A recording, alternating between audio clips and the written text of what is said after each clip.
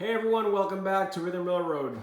This is update number 7 of my new HO layout down in my basement. I've been doing a lot, and once again, I'm getting ahead of myself. And the one thing that I'm trying to avoid, which I'm not doing a good job with, is doing too many things or starting too many things at once, which I'm sure we're all guilty of. But I'm starting to pump the brakes a little bit because I feel like I'm getting ahead and I'm not completing the things that I want to, make sure are solid and completely finished. Now, here's the thing. Even though I just said that, there is a reason behind doing that. I do have to gauge and I do have to see what's going to work and what's not going to work, because there's only so much I could do with the computer software or paper and pencil and sketches of my layout and things like that. So the planning only goes so far until you put it into actual practice. So far things have been lining up pretty well with what I've been planning. So I'm trying to transfer everything that's in my head onto the layout. And there's always things that come up that you don't expect when you see it on paper and in your planning. So that's kind of the reason why I got ahead of myself a little bit. But then you get excited and you just keep going. So I stopped. Now I have to make sure I go back and start finishing everything that I started. So let's start with my staging. My staging, I had to modify, and it was due to good advice that I got from people on Facebook, in one of the HO groups that I'm part of, and also on YouTube, and also from my friends that are in the hobby. So originally I had done a 12-inch spacing between the staging and the main deck, so that I can reach in there and just be comfortable, which is what they recommend, at least 12 inches. But the problem is that because I had a problem getting the grade to not be too much until we got up to the main deck. I was fighting with how low I can get that to go. So I wasn't able to get it more than like 8 inches or 9 inches, which is what I had before. So I just went with that, and I said, well, you know what? I'll just sacrifice, and if something happens, I'll just have to wiggle myself in there and try to get it. But what made me go back was that when I tried to, everything was reachable here, but when I tried to get to that back corner over there, I almost dislocated my shoulder trying to get all the way back to the corner. Now I realized that there's not going to be necessarily track right up against the corner because of the turns, but there's going to be wiring that's going to be fed through those corners down, so that it doesn't get in the way of the scenery. I am bending my backdrops, so there's going to be a small gap to reach down. So I didn't, if I have to get back there, I don't want to have to not be able to get back there and have to dismantle things or make holes or, I don't want that. So here's what I did. I decided that obviously I was going to lower it again. So by doing that, what happens is, I still have to continue my grade the way it is. So you can see that it's way high, right? So I need another 3 inches before I can get down to the level of this, plus the plywood, the little, 1/4-inch plywood. What I decided to do, instead of trying to start my staging here, because I was trying to just maximize how much trackage was going to be in my staging. So instead of starting my split here, what I'm going to do is just, forget about this wing. I'm just going to bring it down. I have exactly 8 feet here, rather 6 feet here, to get it to the 3 inches, get it down to the 3 inches that I need before I make that turn. So what I decided to do, because I looked around at how long my staging was going to be, and it's all of that, plus the turn, plus coming back the same way, and then coming all the way back here. That's a lot of track, times 4 tracks. So you're talking, I can even stack 2 trains probably in one track, or have a really, really long train, which I'm not going to be running, anything probably past, 30 cars is pushing it. So I could definitely get at least 4 trains in there, maybe 5, or if I'm going to be doubling with shorter trains, even more. So I don't need this. So what I'm gonna do is just use this to just kind of make my way down. I'll probably condense it so I don't have, you know, so much bench work that's sticking out. So it's just to get the track down. So I only need like a little bit of room there. And then I'm going to make the turn before I start splitting. I don't want to do turnouts here. I want to start them here because I want to make sure that I'm not, you know, doing them on the turn, like where it's like pulling on the track and then I start getting derailments there because it's forcing the track out, even though, you know, I am going to solder everything, but I know the tendency is for things to go wrong on curves that are right before a turnout or right after a turnout. So once I straighten out here, you know, I'm going to try to make a turn. I'll probably start the split here, and then it'll be number 6s, you know, out 4 tracks that are going to go out, go around the loop, return, and then close up again before they start coming back up again. So, you know, yeah, I lost a little trackage. So what? You know, I still think I have plenty of, you know, staging for what I'm doing here. I'm not going to run like massive operations here. So, you know, and I also have kind of a plan in my head of what I'm going to do while I'm taking trains out. I'm also going to be feeding trains back in, and I'll show you what I mean by that. So that's that. Staging is, I did add this benchwork here, and I attached it, and then I added the benchwork on the other side for staging, which comes out to here. And then right now what I'm doing is I'm just trying to figure out how to connect all this. So I'm doing the loop out of plywood, just so I can have, you know, so a nice stable base. And the plywood obviously is going to continue throughout the benchwork there. But I want to be able to access this hole here. So I'm trying to minimize the amount of benchwork that I use. I'm not sure if I'm going to do just like one cross beam here, just to give it stability, you know, and to figure out where the height should be.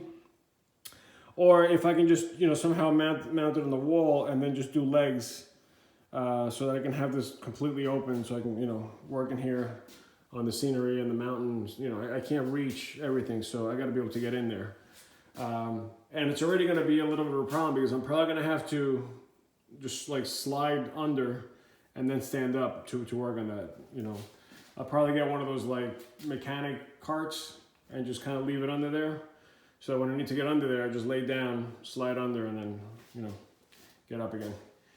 Because I'm getting older, so it's not that much fun on my knees anymore.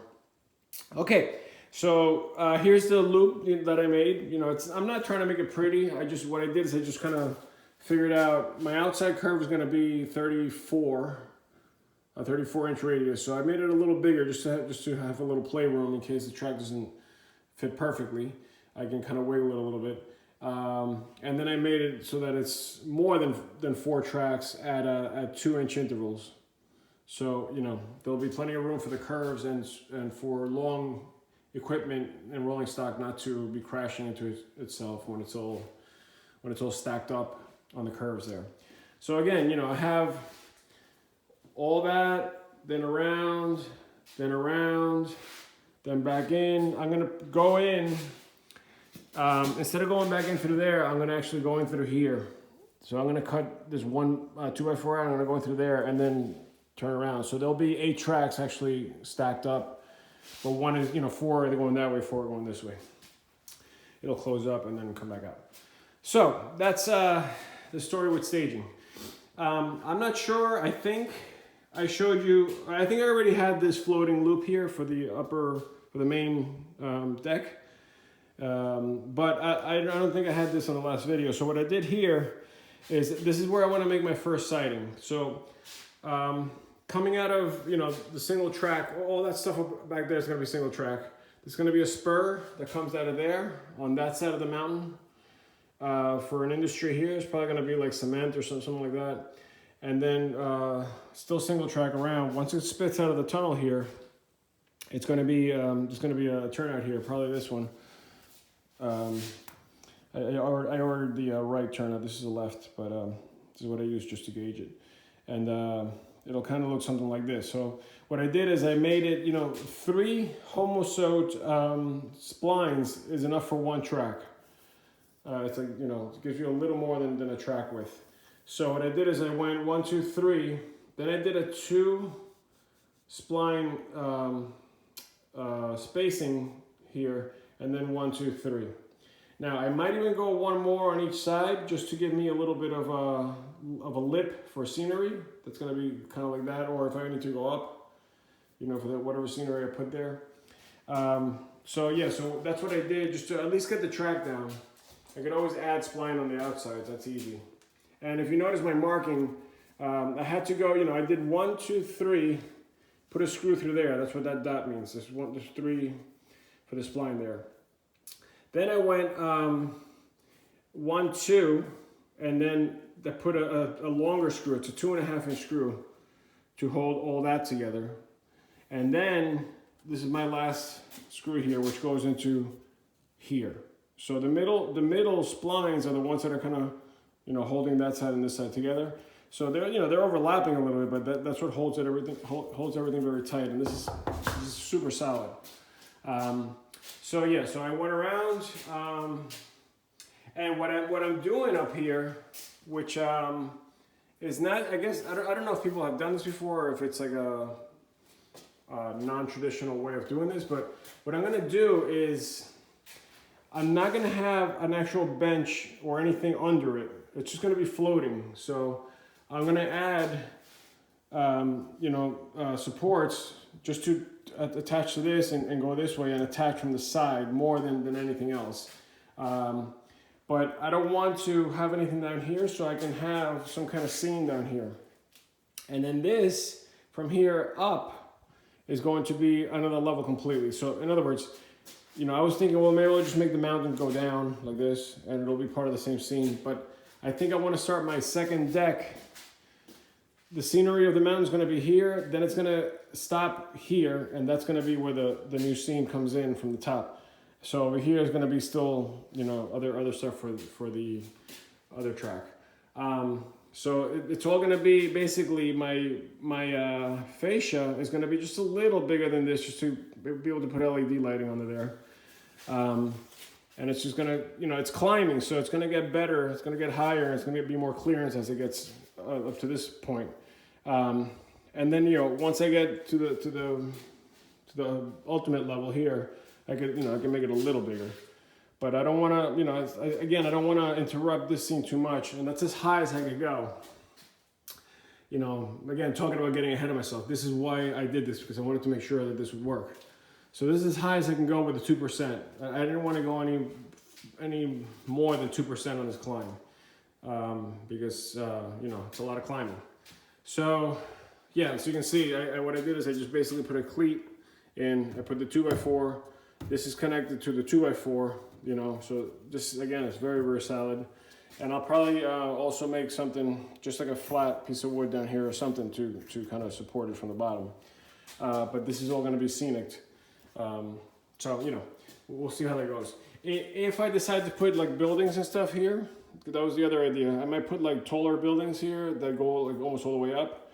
I might put some supports from here, just up here like this, just to hold it from the bottom. And then it'll be masked by the buildings. So that's how that's going to work. Now you're probably wondering, well, how are you going to do the turnouts and how are you going to do the tourist machines? Well, I'm thinking of two things. Either I'm going to mount them sideways, you know, so that the depth is only about 1 inch or 2, which is not going to get in the way too much, or I'm going to mount it on the side of the homosote, and I'll make some kind of modification for the pin to grab and pull. You know, I've done a bunch of those things before, so I'll figure something out. And if not, then the other thing I was thinking was just making a hole in the homosote so that it's so it's recessed. So the tortoise machine is actually recessed in here. So I can make just a little hole on the bottom to let it fit in there. We'll see how it goes. The good thing is that this turnout is going to be within the scenery, so there's going to be a lot of room here. So this one doesn't matter. And I'm not going to have another turnout until I get to all the way over here. So, I forgot to tell you, this is the other reason why I stopped the homosote here and I just left regular bench work here, is because I want to be able to put the tortoise in here. So I'm just gonna, this little section I'm just gonna make out of plywood. And it's also to give it some kind of frame to grab onto. Because, you know, from here on, what I'm gonna do is this is all gonna be wood on this side. So I'm basically making this on this side. I'm gonna sandwich it to this so that it kind of like it all holds together nicely. And what's gonna be here besides the connection to the siding, there's also gonna be a spur that goes that way, and there's gonna be a long lead into some kind of industry here, which I haven't decided what it's gonna be. But I did want there to be a lead long enough so that, you know, so it looks more realistic instead of just like, you know, in my last layouts, some of the industries, they were just like right there. So, you know, it looked a little bit weird. What else? Okay.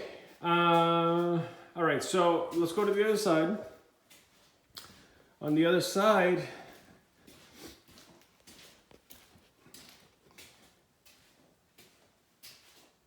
is a little bit more of the bench work that I kind of showed you from the other side over there. So this whole thing I leveled out with the rest of it. It's nice and flat. And then what I'm gonna do is basically connect the loop and I'm gonna frame it out from the outside, you know, using 1x4s.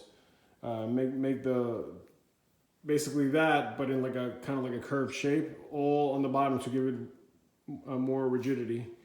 And then attach it to the center beam just to kind of hold it in place so it doesn't swing back and forth. And then any supports are gonna have to go to the floor because I can't, you know, I can't really tie it into anything else. So they're probably gonna be legs going down to the floor, and I might even do like a cross member, you know, from this leg to like the one over there to just kind of give it a little strength also.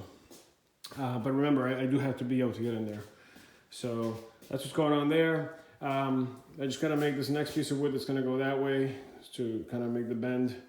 And then that one over there I told you already is gonna cut across and do that. Now, what I wanted to tell you about is kind of like what I've been planning as far as, you know, where the layout is gonna take place and what I'm actually modeling. So before I even started any of this, I decided that my new layout was gonna be the Delaware and Hudson line, but in 2015, when Norfolk Southern took over, basically. So I do want to run, basically, I have it all right here. Well, not all, but I have the basic idea here. I want to run, you know, the D&H. So those will probably have to weather those quite a bit because they're probably going to be, you know, very old by the time, you know, NS took over. Obviously, CP was there for a long time, and then NS took over, so you know, they'll be there. And then this is just borrowed power. You know, I like that locomotive, so I just grabbed it. But basically, these three are going to be most of the power I'm going to be running. You know, these three companies. I mean, I have other locomotives over there, but you know, mostly Norfolk Southern, and these are actually more CPs. SD4-2 here, and I forget what this one was down here. I don't remember, but it's another CP. It's an older locomotive. I forgot what the actual make was. Oh, by the way, you're also seeing this is some of my end scale stuff that I had to bring down here because my end scale room that was on the second floor I completely gutted. So I'm temporarily putting this stuff down here so that I can get it out of the way. And I'm also selling a lot of this stuff, so if anybody's interested in any end scale equipment, let me know. I'm selling it. Going back. So basically, the layout starts here. This is gonna be Binghamton Yard. So basically it's from Binghamton all the way to Schenectady and then back. So in looking at maps and stuff, you know, I've never actually seen the railroad. I've had to do everything through Google Maps and Google Earth and all that, and just asking people and books and references and things like that. So, you know, I have seen the yard. It's not a very complicated yard up there in Binghamton, so that's good because I don't have a lot of room here. So I'm looking to just basically have the ladder in this general area that's going to also curve here. and the throat will be here somewhere, and then on this side is where all the facilities and things are going to be for the locomotives and stuff like that. And I might even have the agway somewhere back here. There's a big agway factory that I keep seeing in pictures and videos and stuff like that. It's like it just sticks up from the back, and it's all basically covered hoppers that go back there. So I'm gonna try to model that somehow, shove it in there somewhere, and have some covered hoppers deliver. So yeah, so it's Binghamton here. Now, what I imagine for the staging is that the staging is basically coming from the south somewhere, you know, so somewhere in lower New York. And so, you know, maybe like Hudson Valley, I don't know, somewhere around there, like down by like the Catskills or something. I don't even know. I think that's CSX territory, but whatever, we're coming from the south. So, you know, when we come out here, I'm just gonna pretend like this is something else that is not really Binghamton right there. So, you know, we're just coming over. I'm gonna try to split the scene with some trees and stuff. And then when I get here, basically what I imagine is that I've gotten to, you know, Binghamton, but in Binghamton, there is a split that I actually found yesterday, which is perfect because I noticed that there was, you know, there's a track a main track that goes to the right and then another one that goes to the left, but it's a little bit, I guess it's like a short line or whatever. And the one that goes to the left goes to Courtland. You know, it takes a while to get there, but eventually it hits Courtland. So that's perfect because I wanted to have a line that splits off anyway. So when I saw it yesterday, I was like, oh my God, this is like exactly what I'm modeling. So what I imagine is that, you know, these are gonna run parallel like I described in other videos, but this is the main line from Binghamton, and then this one that's gonna come down here is the one heading south down to Courtland. So that's cool because along the way, there are like small industries and things like that.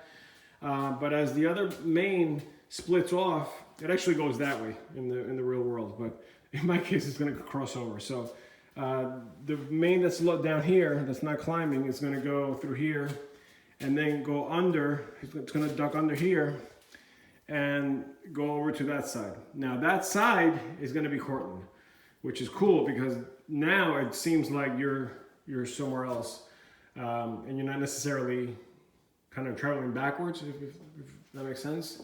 In the meantime, this track that's climbing here, what I found and I was introduced to by actually a guy I just met on Facebook that's modeling near me, just you know, like a few towns over. He said that he used to watch a lot of the D&H stuff, and he told me about Belden Tunnel.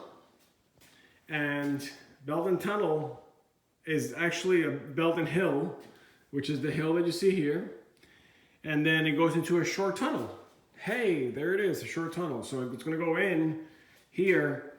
Belden Hill has like the opening, it looks like it's got like a retaining wall on top, and then it's like a regular tunnel opening. So I'm gonna model that here, and then there's like a, you know, hill that's gonna be all this covered, basically down like that. And it's a little bit of a seam break. I do want to leave it so that I can see across the whole layout. I don't want to go too high, but it's going to be a mountain, and then it's going to spit out over there on the north side. And even though the tunnel actually runs from west to east, like this is actually sideways. It runs from the west to the east, and then it goes back north again. I'm calling it south to north because eventually, you know, the general route is south to north. So this is my northern route. So that spits out over there. And then once it spits out, then there are some industries, you know, before you get to Schenectady. So this is going to keep going up, and there's going to be some industries over there. It's going to come around and keep climbing, and then there's going to be a third level that's going to be like in the middle of the window there. That's going to continue over before it goes into the return loop. And I'll talk about that in a minute. So, but yeah, the cool thing is that the other track is coming out of here, and it enters Courtland through here. So Courtland, what I noticed, right in the center of town there's a bunch of spurs that go like in every direction. There's like, you know, tan cars and covered hoppers. It's really cool. And they're little industries. They only take 2 cars or 3 cars, you know. So I can totally model that right here. I can have it so that the main line comes in here, and then there's like a, you know, a trailing spur here that you can access all these different industries here.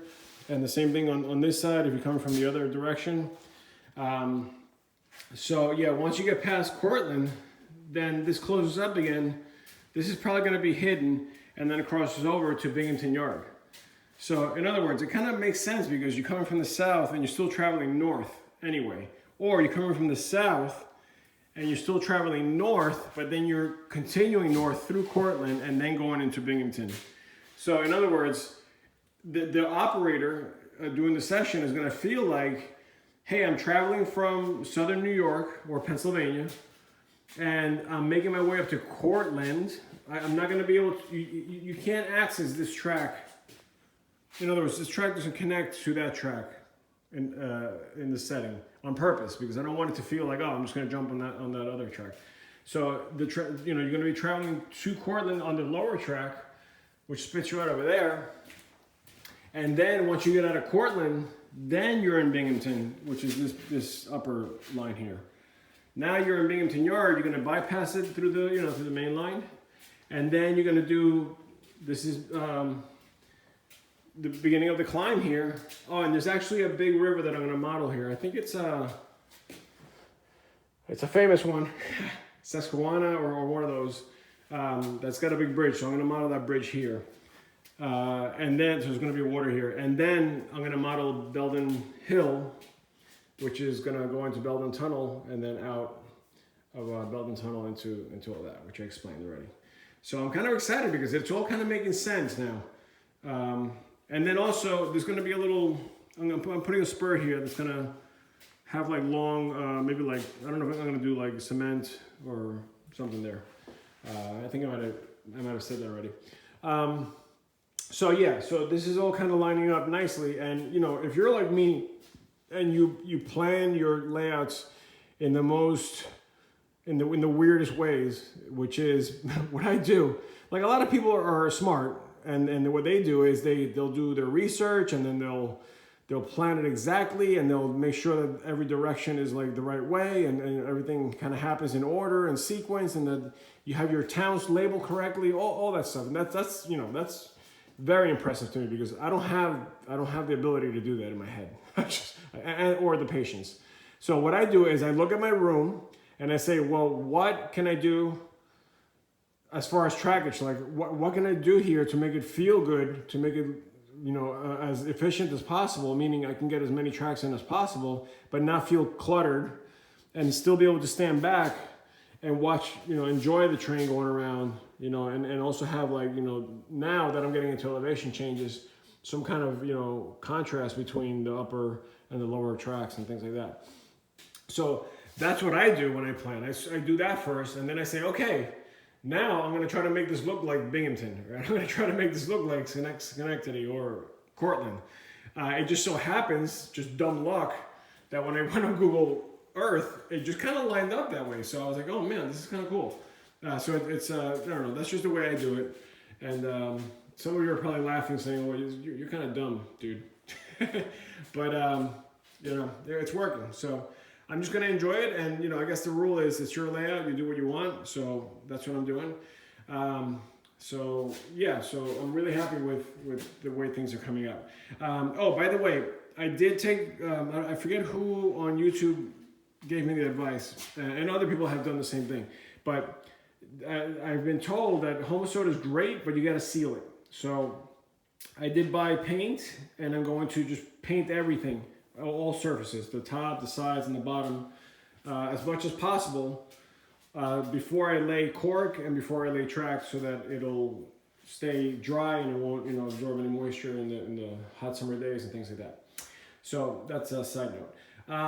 The last thing I want to tell you before I wrap this up is that the return loop. So remember, there was a third line that was coming through here. it's about the, you see where the 2x4 is?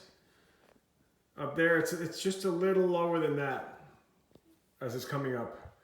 So it's still gonna climb on this wall, and it's gonna get real close to the ceiling, like almost rubbing up against the ceiling. Then once it makes that turn, I was gonna make the loop here, but I think I came up with a better idea. What I'm gonna do is I'm going to, you know, obviously hug the ceiling at that height. And the train will be actually at the height of the window. So the little space up there, this way I don't get in the way of this window. It'll be up there. And then what I'm gonna do is I'm gonna follow the contour of the beam. So I'm actually gonna put a little shelf here, or wherever, and then, you know, have the tracks going that way. And I might even cover it. I might even put something here so it's not an eyesore. Even though there's gonna be, you know, covering here anyway for the light and everything. So that might work out anyway. So I'm gonna go through here, and then I just remembered that there's a space here. I can go through the wall right here, and then it comes out in here. There's a pocket that's right here that I remember when I was doing the sheetrock. It's just, there's nothing in there. And then let me just go to the other side.